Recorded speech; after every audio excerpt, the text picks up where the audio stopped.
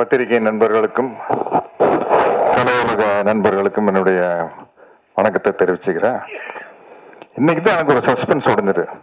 சிங்கம் என்ன சிங்கிளாத்தான் இருக்குதா? யோகி பாபு சொன்னதுக்கு அப்புறம் தான் தெரிஞ்சது. சரி, நல்ல விஷயம் தான். இப்ப இந்த படம் பெரிய வெற்றி அடைஞ்சுன்னா என்ன ஒரு ஆபத்து இருக்கு தெரியுங்களா? இந்த படம் பெரிய சக்சஸ் ஆச்சுன்னா எந்த படத்தினுடைய இசை வெளியீட்டு விழா நடந்தாலும் கரண்ட் ஆஃப் பண்ண சொல்லுவாங்க. சார் அது லைட் போனாதான் சார் படம் சக்சஸ் ஆகும் அப்படிங்கிற மாதிரி அப்படி ஒரு சென்டிமெண்ட் வந்து சேர்ந்துடும். இந்த படத்தை பத்தி பேசினா எல்லாத்த பத்தி பேசணும்னா இந்த டேபிளை திருப்பி போட்டு இங்க பார்த்து பேசணும், அங்க பார்த்து பேசணும். அவ்வளவு ஆர்டிஸ்ட் இருக்கிறாங்க. இது உண்மையிலேயே இந்த அளவு கேதர் பண்றது பெரிய கஷ்டமான விஷயம். என்ன இதுல இருக்கிற அவ்வளவு பேர் பயங்கர பிஸியான ஆர்டிஸ்ட். இன்னைக்கு நான் திரும்ப திரும்ப கேட்டேன், தம்பி யோகி பாபு கண்டிப்பா வந்துருவாரான்னு கேட்டேன். என்ன அவ்வளவு பிஸியா இருக்கிற ஆளு கரெக்டா வந்துட்டாரு. மற்றவங்க எல்லாரும் எங்கெங்கேயோ மாட்டிக்கிட்டு இருக்காங்க. இந்த படத்தினுடைய ப்ரொடியூசர் யுவராஜ் வந்து நம்மளுக்கு ஒரு நல்ல விஷயத்தை சொல்லி கொடுத்தாரு. எனக்கு இல்லை, புதுசா மேடைக்கு வர்றவங்க நிறைய பேர் சொல்லுவாங்க, நான் எனக்கு மேடையில பேசி அவ்வளவா பழக்கம் இல்லை அப்படி எல்லாம் சொல்லுவாங்கல்ல. அது உங்களுக்கு என்ன மொழியில வருதோ அப்படி பேசிட்டு போக வேண்டியதான்.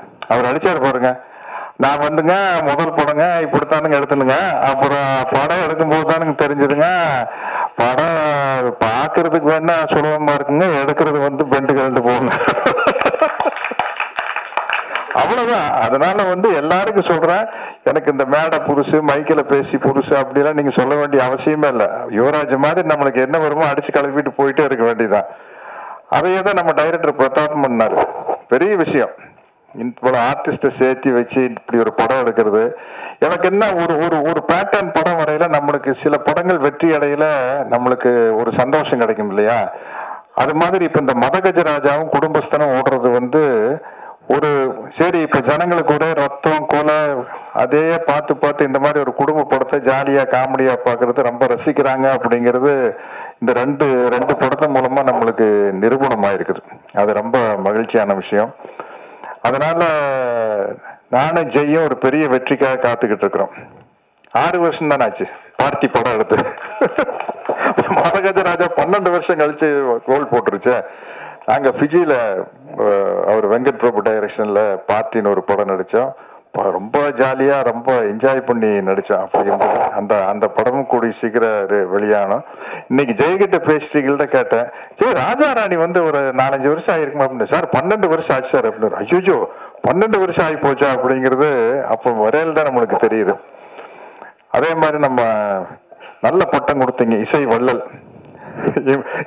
இல்ல அது சில சமயத்துல அந்த இமான் அப்படின்னு பேர் இருக்கையில இசை வள்ளல் இமான் அப்படின்னா நம்மளுக்கு ரொம்ப பளிச்சுன்னு இருக்கும் இல்லையா? அது மாதிரி இந்த படத்துல நிறைய அழகான ஹீரோயின்ஸ் நடிச்சுக்கிறாங்க. நானும் கூட இந்த படத்துக்கு ஷூட்டிங் பேர் ஒரு கெத்தா போனேன். என்னன்னா, அஜித் விஜயோட ஹீரோயின் தாப்பா நம்மளுக்கு ஜோடியா நடிக்கிறாங்க. நம்ம இன்னும் யூத்து தான். யாருப்பா உங்களுக்கு ஜோடியா நடிக்கிறீங்க? கீர்த்தனாங்க விஜய் கூட அஜித் கூட எல்லாம் ஜோடியா நடிச்சவங்க இப்ப எனக்கு ஜோடியா நடிக்கிறாங்க அப்படின்னு. பட் அது அவங்களுக்கு சந்தோஷமா இருந்ததுன்னு தெரியல. அதையும் யோசிச்சுக்கணும் இல்லையா? மட்டும் சந்தோஷமா இருந்தது அப்படின்னு சொல்றாங்க. ரொம்ப மகிழ்ச்சி. இந்த மாதிரி படங்கள் ஓடுறது வந்து ஒரு சினிமாங்கிறது ஒரு என்டர்டெயின்மெண்ட் தானே. உள்ள போனோம், ஜாலியா சிரிச்சோம் வந்தோம் அப்படிங்கிறது ரொம்ப முக்கியமான விஷயம்.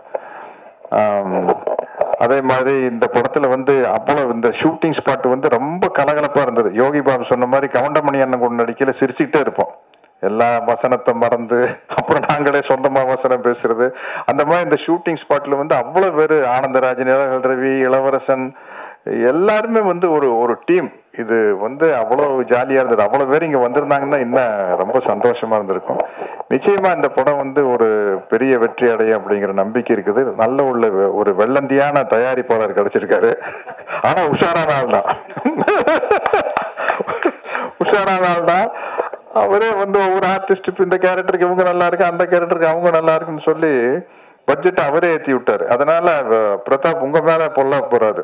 ஏன்னா வந்து இவ்வளவு பேரையும் வச்சுட்டு அவ்வளவு சிக்கனமா படம் எடுத்தாருங்க. சொன்ன டைம்ல டக்குன்னு எடுத்து யார எப்படி அந்த டைரக்டருக்கு வந்து அந்த எடிட்டிங் நாலேஜ் இருந்துருச்சுன்னா ரொம்ப முக்கியம். அதுதான் ஒரு படத்தை சீக்கிரமாக டைரக்ட் பண்ணி முடிக்கிறதுக்கு அந்த எடிட்டிங் நாலேஜ் இருந்தால் வந்து இல்லைன்னா 5 நாளில் எடுக்கிற சீனை 10 நாள் எடுத்துக்கிட்டு இருப்போம். அது இல்லாமல் ரொம்ப சிக்கனமாக எடுத்து நல்லபடியாக முடிச்சிருக்காரு.